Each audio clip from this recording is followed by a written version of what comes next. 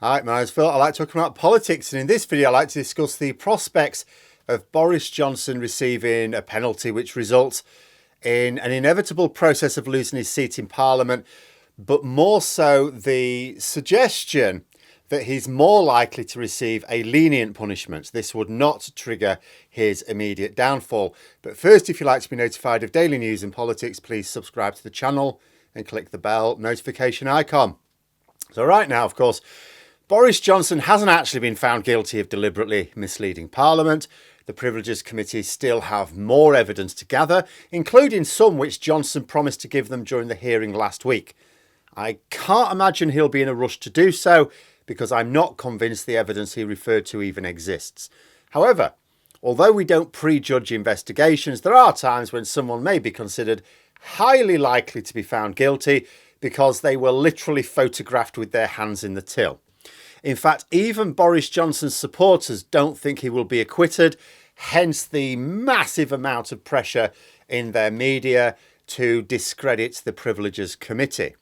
So it's safe to work on the assumption that everyone thinks Johnson's going to be found guilty of something and that there will be a punishment of some sort. The question then becomes, what will that punishment be? But also, will people believe that it was the right punishment? Being clear, there are effectively only two punishments. From a practical point of view, a suspension of at least 10 sitting days from Parliament, or a punishment which is less than this.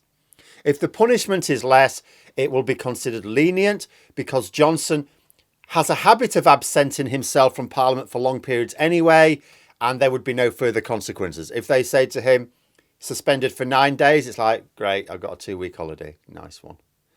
And the prospect of a lenient sentence was raised in the Financial Times, who reported last week that Johnson is expected to avoid the 10-day or more suspension, even if found guilty.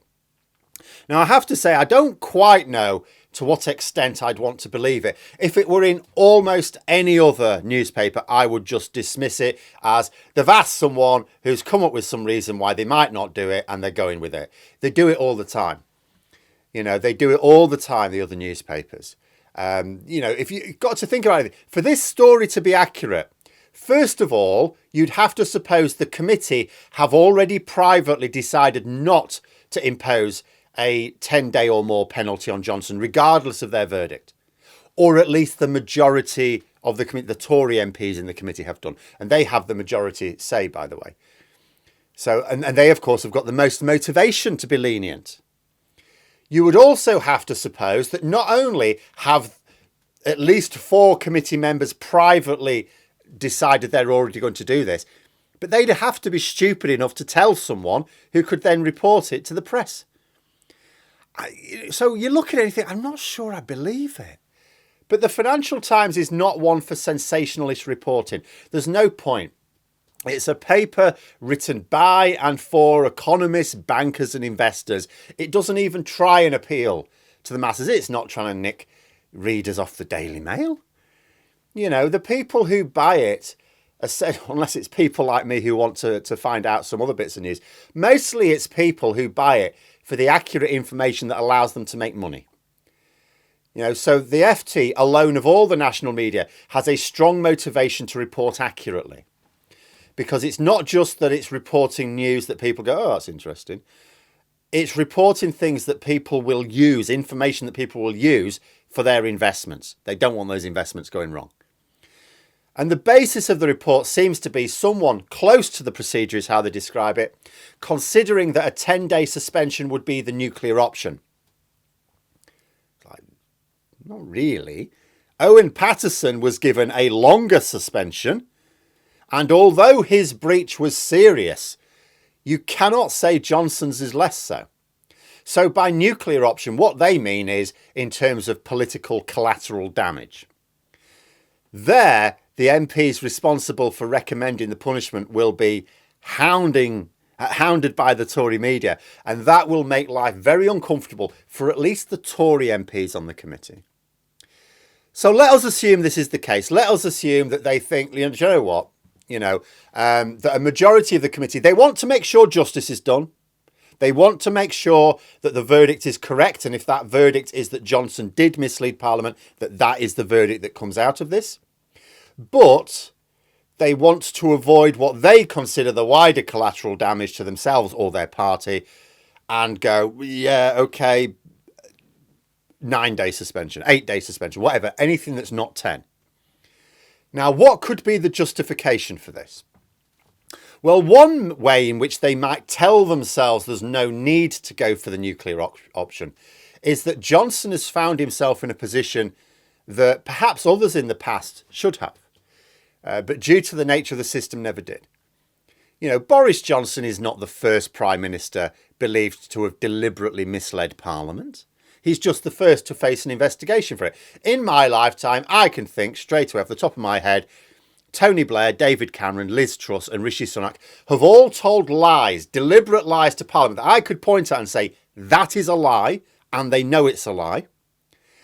It's possible others have as well, but I'm not aware of, if you were to ask me, Margaret Thatcher or John Major or even Theresa May, could you give me a specific example? Then I think, no, I can't.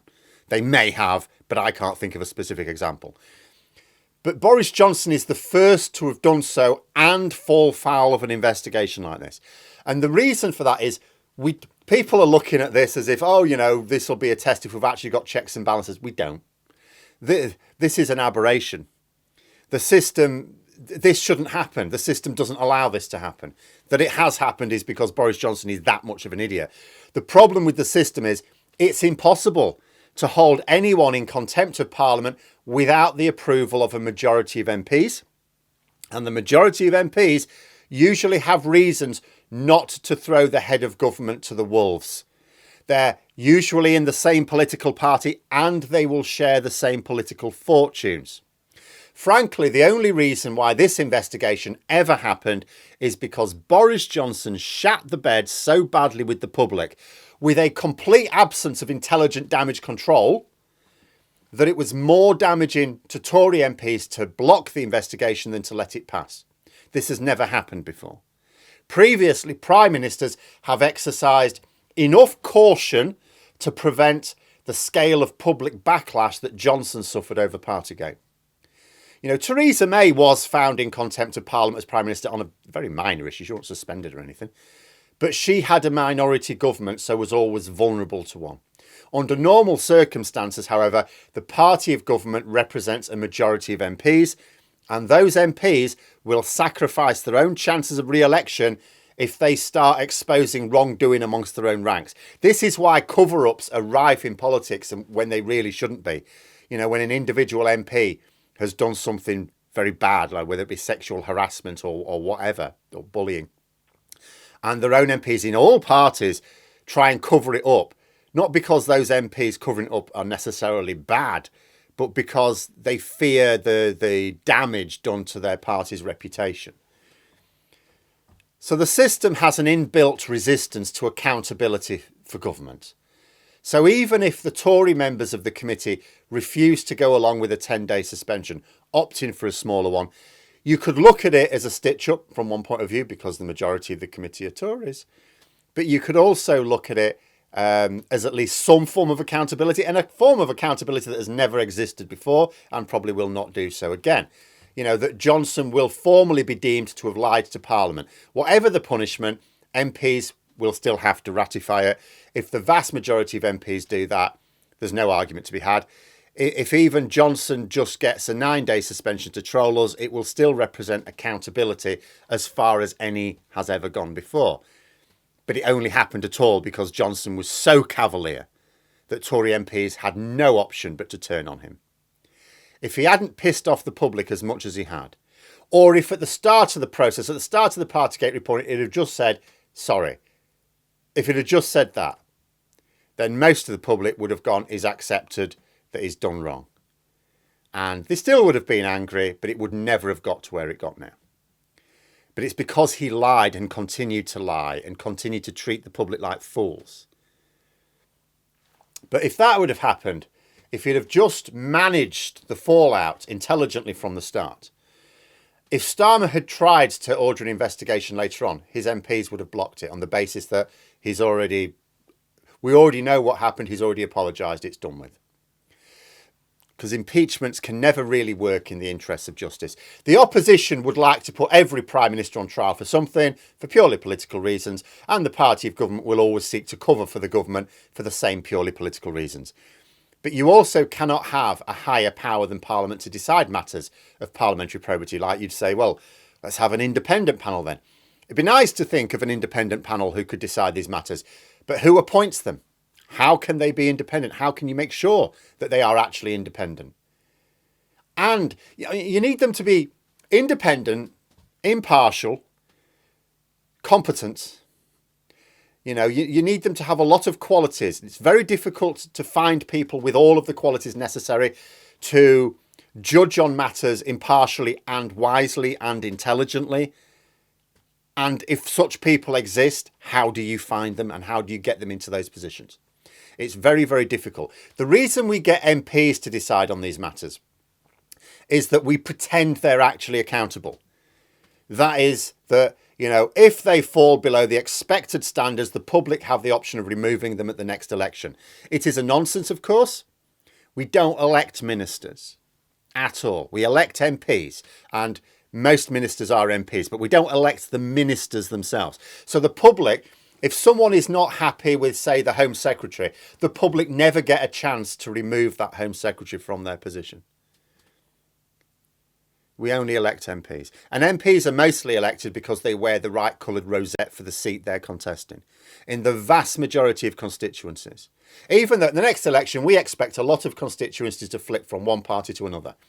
The vast majority will remain the same.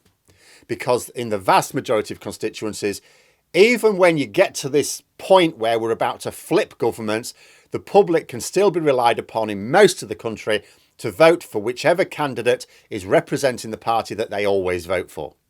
So there is no public accountability there, just the capacity for it to exist in theory. But usually some of the worst politicians are those who are in the very safe seats. So even when the government flips, they still get to keep their seat. So maybe Tory members of the panel at least will justify leniency on these grounds.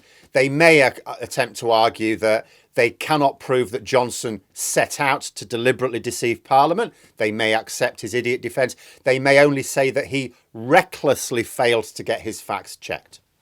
If I'm thinking strategically, I would think this may not actually be a bad outcome. If Johnson keeps his seat, the public will see that the majority Tory committee have stitched it up.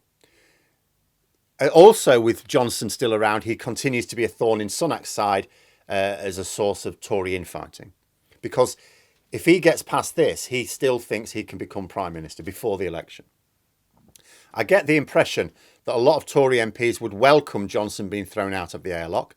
Many may find the process of voting for it uncomfortable. He is popular with party members, so maybe some Tory MPs couldn't vote to support the punishment, but that shouldn't be a barrier. Many Tory MPs are stepping down at the next election, so they could vote to support it, no problem at all, without worrying about deselection or anything. They could just abstain. Abstaining works, because there'll be plenty of opposition votes to support the punishment. Any Tory MP who feels they need to vote to reject the punishment, maybe because of local views, they can probably do so safely on the basis that there won't be enough of them to counter the votes from opposition MPs. So you could have Tory MPs voting to reject the punishment, to keep themselves in good with their local party, knowing full well that they'll lose the vote and Johnson will still go out the airlock. But like I say, although a lot of people may feel cheated if Johnson gets a lenient punishment, we're not going to find out for some time, by the way. I think we're being told May at least. But a lot of people will feel that it's if he gets this lenient punishment, it's justice not served. But I would say it's actually a lose-lose for the Tories. If he gets a lenient sentence, it's still guilty. It's still Boris Johnson is guilty of deliberately misleading Parliament. The public see a Tory stitch-up, and Johnson lives to keep snapping at Sunak's heels. And he'll never succeed, because how can Tory MPs be stupid enough to bring back a Prime Minister who has been found guilty of deliberately misleading Parliament?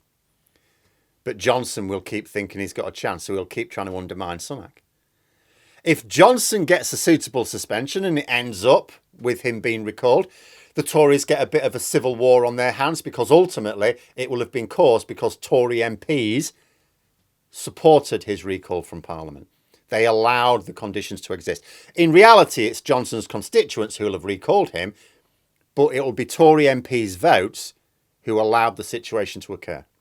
So mostly in the media and amongst the members, there could be a bit of infighting. I'm not sure there's any bad outcome for those opposed to the Tories, really, whatever happens now. But there we are. Those are my thoughts. Let me know yours in the comments below. Hope you found the video interesting. If you did, please click the like button. If you'd like to support the channel further, the join button for memberships. And until next time, I'll see you later.